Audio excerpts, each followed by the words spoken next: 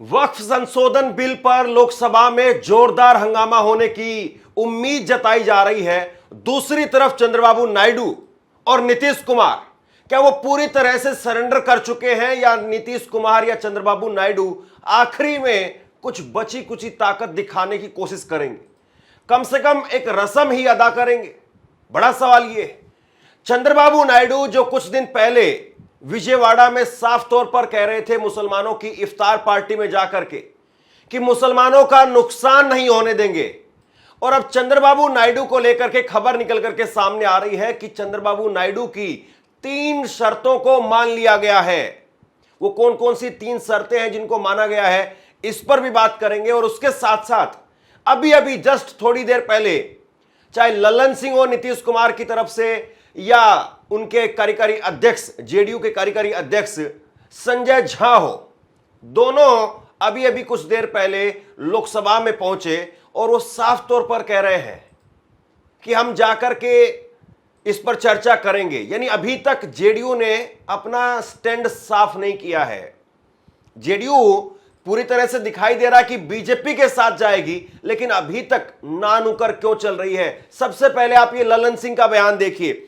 ललन सिंह का बयान निकल करके सामने आया है। ललन सिंह कुछ देर पहले वो संसद में पहुंचे और ललन सिंह ने संसद में पहुंचते ही कहा कि संसद में हम लोग बताएंगे कि वक्फ पर जेडीयू का स्टैंड क्या है। जेडीयू और नीतीश कुमार को धर्मनिरपेक्ष की परिभाषा कांग्रेस से समझने की जरूरत नहीं है। ये एएनआई का ट्वीट मैं आपको दिखा रहा हूं 10:57 पर, आज सुबह का, अभी का कुछ देर पहले का ये ट्वीट है। यानी ललन सिंह जब संसद में पहुंचे, लोकसभा के अंदर चर्चा में भाग लेने के लिए पहुंचे, तब तक उनको नहीं पता कि उनको क्या करना है। इससे बड़ी बात और क्या कही जा सकती है? नीतीश कुमार की पार्टी कैसे अंधेरे कुएं में चल रही है, इस बात को जरा समझ लीजिए।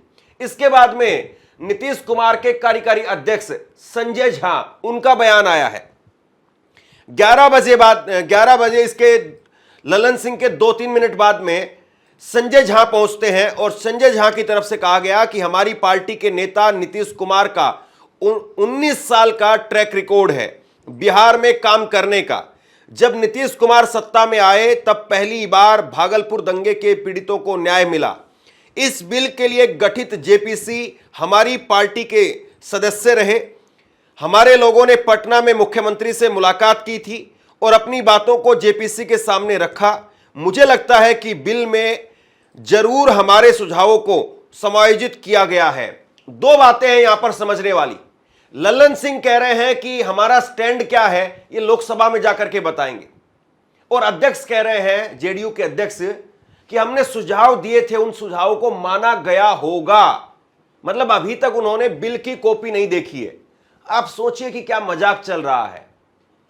देश की संसद में, लोकसभा के अंदर एक इतना बड़ा बिल सरकार लेकर के आ रही है और अपने मुख्य सहयोगी, जिसकी बैसाखी पर ये पूरी सरकार टिकी हुई है, अभी तक अपने मुख्य सहयोगी को भी बिल की कॉपी नहीं दी है।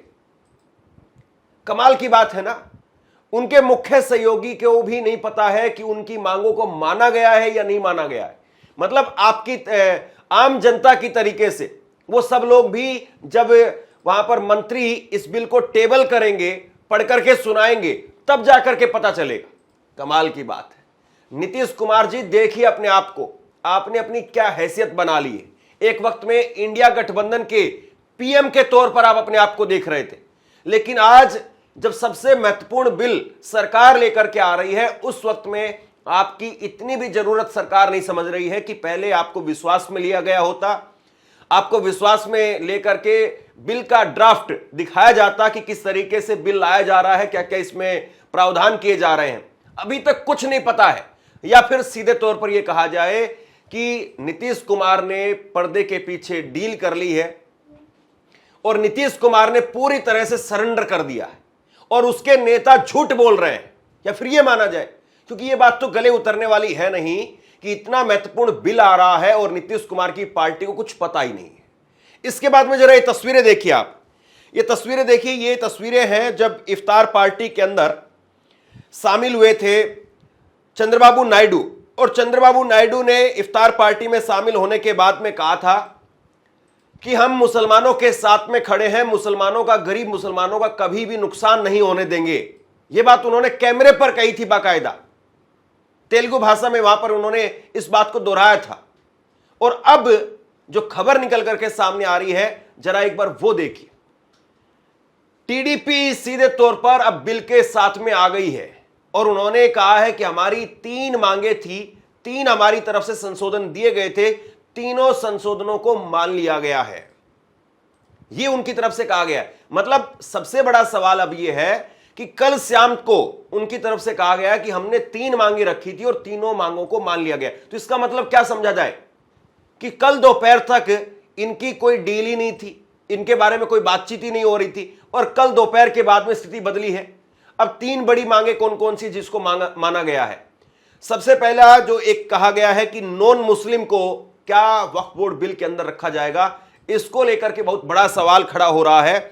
और टीडीपी की तरफ से कहा गया है कि हमने ये कहा है कि 2025 से पहले जो भी संपत्तियां बनी हैं वो ज्यों की त्यों रहे और संपत्ति विवादित न हो और न ही सरकारी संपत्ति हो। ये जो नया कानून अब बनेगा इसके अंदर, और इसमें जांच कलेक्टर यानी डीएम जो है वो आखिरी नहीं रहेगा, ये भी इसमें टीडीपी की तरफ से कहा गया है। और तीसरा ये कहा गया है कि डिजिटल दस्तावेजों का समय सीमा बढ़ाने से संबंधित यदि ट्रिब्यूनल को देरी का उचित कारण संतोषजनक लगता है तो वक्फ को डिजिटल दस्तावेज जमा करने के लिए अतिरिक्त 6 महीने का समय मिलेगा। लेकिन वही बात है कि आप इस बिल पर पूरी तरीके से सरकार के साथ ही चले गए। यह बात तो 6 महीने पहले, 8 महीने पहले भी हो सकती थी। अब जो बयान निकल करके सामने आ रहे हैं वो एक एक करके बयान मैं आपको बताता हूं कि किस किस नेता ने इस पर क्या कहा है। विपक्ष के तमाम नेता अब लोकसभा में पहुंच रहे हैं और अखिलेश यादव का बयान निकल करके सामने आया है। अखिलेश यादव क्या कह रहे हैं वो जरा देखिए। अखिलेश यादव ने इस बिल को लेकर के कहा कि हमारी पार्टी इसका विरोध करेगी। जिन लोगों के लिए यह बिल लाया जा रहा है उनकी ही बातों को अहमियत ना देना, इससे बड़ी नाइंसाफी और क्या होगी। उन्होंने आगे कहा कि भाजपा तो वह दल है जिसे जमीन से बहुत प्यार है। उन्होंने रेलवे को बेचा, डिफेंस की जमीन बेची और अब वक्फ की जमीन बेची जाएगी। यह सब अपनी असफलताओं को छिपाने की एक योजना है। हमारे मुख्यमंत्री तो कहते हैं कि राजनीति उनका पार्ट टाइम जॉब है। तो दिल्ली वाले ऐसे पार्ट टाइम नौकरी वाले लोगों को हटाते क्यों नहीं है? मतलब सीधे तौर पर वो ये कह रहे हैं कि ये भेल, रेल, सेल सब बेचने वाले लोग हैं। तो ये कल को जब वक्फ की जमीनें इनके पास में आ जाएगी, चाहे उसमें दरगाहें हैं, चाहे उसमें कब्रिस्तान है, मस्जिदें हैं, खानकाह है, उन सबको भी बेचने पर लगा देंगे। और योगी आदित्यनाथ वो तो अपने आप को पार्ट टाइम मुख्यमंत्री बता रहे हैं। कल उन्होंने पीटीआई को एक इंटरव्यू दिया, उस इंटरव्यू में उन्होंने कहा कि वो केवल योगी हैं, वो जब तक लखनऊ में है तब तक लखनऊ में है और लखनऊ से दिल्ली आने की बजाय वो गोरखपुर जाना चाहेंगे। वो एक अलग अपने आप में जो वो किस्सा है कि कैसे योगी आदित्यनाथ अपने वापसी के संकेत दे रहे हैं। हालांकि राजनीति में जो संकेत दिए जाते हैं असल में वो होते नहीं है।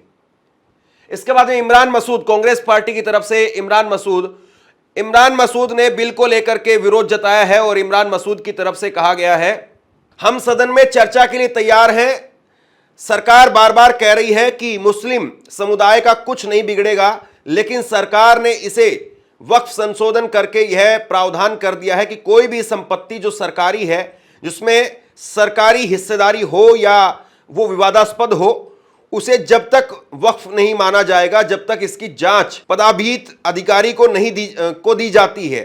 जब तक जांच नहीं होगी तब तक वह संपत्ति वक्फ की नहीं रहेगी।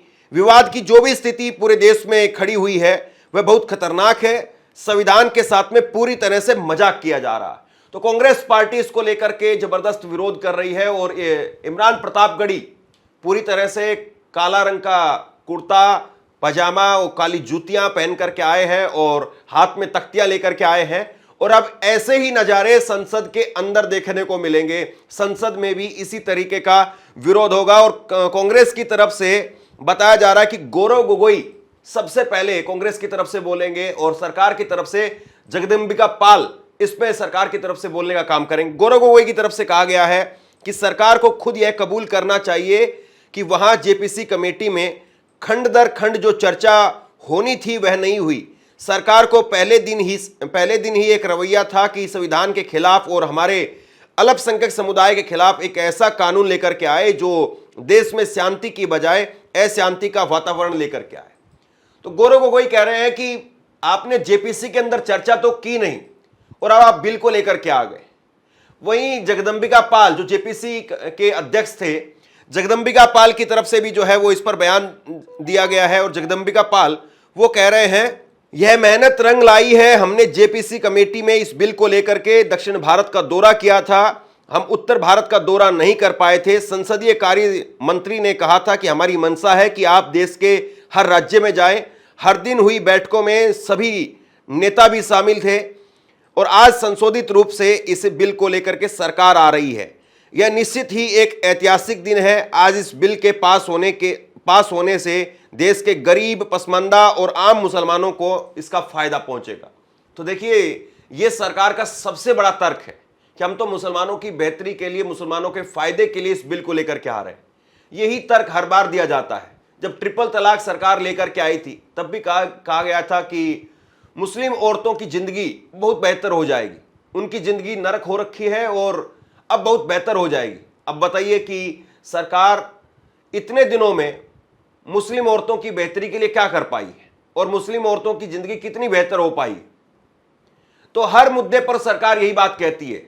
नरेंद्र मोदी का आप स्टेटमेंट उठा करके देखेंगे तो नोटबंदी के समय पर भी यही कहा गया कि देश का इससे बहुत फायदा होगा। जीएसटी के समय पर भी यही कहा गया कि देश का इससे बहुत फायदा होगा। हर बड़े मुद्दे पर सरकार यही कहती, और कोई भी सरकार हो, जाहिर सी बात है, जब वो कुछ करती है तो वो यही बताती है कि हम देश के लिए बहुत फायदेमंद चीज कर रहे हैं, लेकिन उसका फायदा नजर नहीं आता। और सरकार जो कह रही है कि हमने बहुत चर्चा की है, इस पर बहुत बातचीत की है, अलग अलग जगह पर दौरे किए हैं, तो हमने देखा है कि जीएसटी जब आया था तो जीएसटी को रात को सेलिब्रेट किया गया था। आधी रात को जीएसटी को सेलिब्रेट किया गया।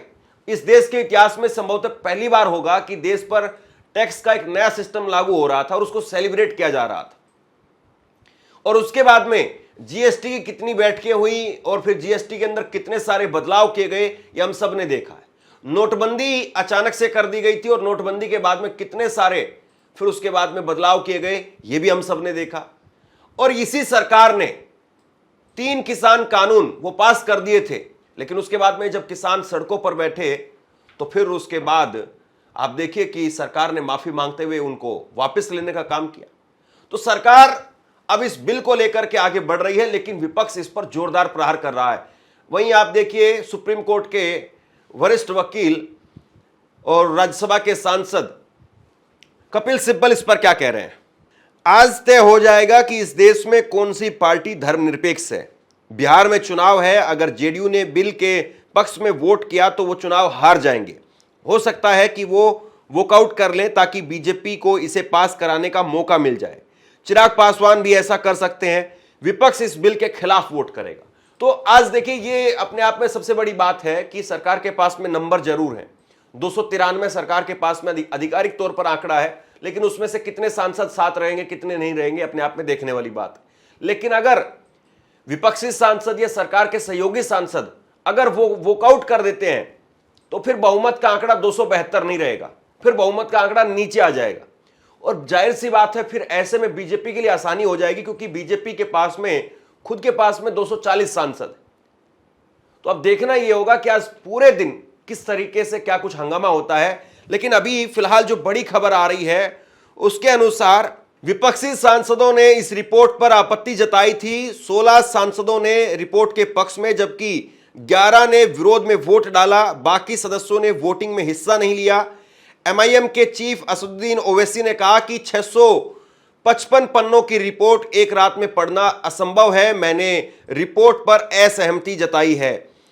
वहीं जेपीसी के सदस्य डीएमके सांसद ए राजा ने कहा कि भाजपा सांसद जगदंबिका पाल ने समिति की कार्रवाई अपनी मर्जी से चलाई है। मुझे लगता है कि रिपोर्ट भी पहले ही तैयार थी। यह बिल पास हो जाता है तो हम इसके खिलाफ सुप्रीम कोर्ट जाएंगे। तो सबसे बड़ा सवाल अब यही है कि विपक्ष अब किस तरीके से आज विरोध करेगा, और अगर विपक्ष के विरोध को पूरी तरह से दरकिनार कर दिया गया तो क्या विपक्ष अब सड़कों पर उतरेगा या सुप्रीम कोर्ट में जाएगा। आज दिन भर क्या कुछ होगा वो अपडेट आपके सामने लेकर के आता रहूंगा। बहरहाल इस खबर को लेकर के आप क्या सोचते हैं नीचे कमेंट बॉक्स में लिख करके जरूर बताइए। इस वीडियो को शेयर कीजिए और इसी तरह की तमाम खबरों के लिए ऑनलाइन न्यूज इंडिया को सब्सक्राइब कीजिए। बहुत बहुत धन्यवाद।